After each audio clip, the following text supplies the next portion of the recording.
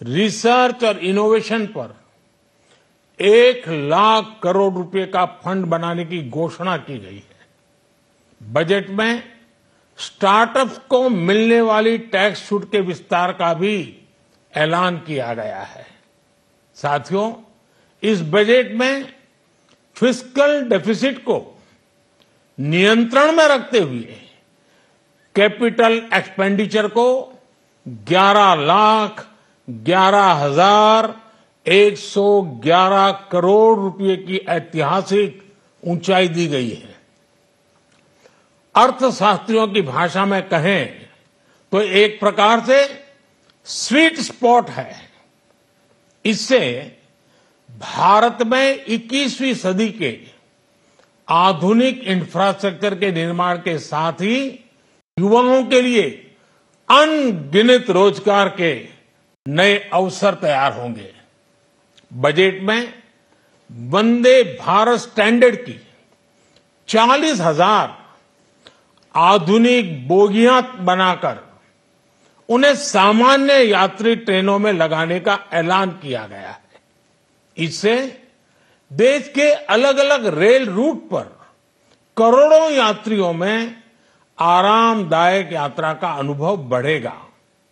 साथियों, हम एक बड़ा लक्ष्य तय करते हैं, उसे प्राप्त करते हैं और फिर उससे भी बड़ा लक्ष्य अपने लिए तय करते हैं।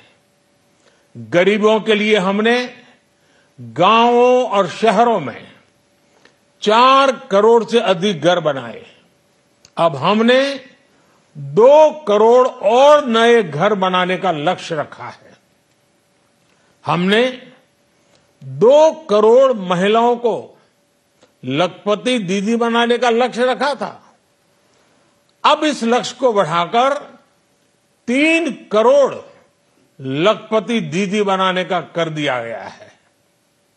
आयुष्मान भारत योजना ने गरीबों की बहुत मदद की है। अब आंगनवाड़ी और आशा वर्कर, उन सबको इस योजना का लाभ मिलेगा।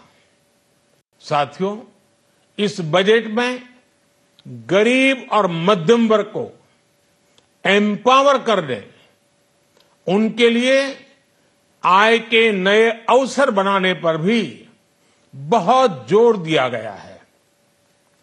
रूफटॉप सोलर अभियान में 1 करोड़ परिवारों को सोलर रूफटॉप के माध्यम से मुफ्त बिजली प्राप्त होगी। इतना ही नहीं, सरकार को अतिरिक्त बिजली बेचकर लोगों को 15 से 20 हजार प्रति वर्ष की आय भी होगी और ये हर परिवार को होगी। साथियों, आज जिस इनकम टैक्स रेमिशन स्कीम की घोषणा की गई है, उससे मध्यम वर्ग के करीब 1 करोड़ लोगों को बड़ी राहत मिलेगी। पिछली सरकारों ने सामान्य मानवी के सिर पर दशकों से ये बहुत बड़ी तलवार लटका कर रखी थी। आज इस बजट में किसानों के लिए भी बहुत महत्वपूर्ण और बड़े निर्णय लिए गए हैं। नैनो डीएपी का उपयोग हो, पशुओं के लिए नई योजना हो, पीएम मत्स्य संपदा योजना का विस्तार हो और आत्मनिर्भर ऑयल सीड अभियान हो। इससे किसानों की आय बढ़ेगी और खर्च कम होगा। मैं एक बार फिर सभी देशवासियों को इस ऐतिहासिक बजट के लिए शुभकामनाएं देता हूं। बहुत बहुत धन्यवाद।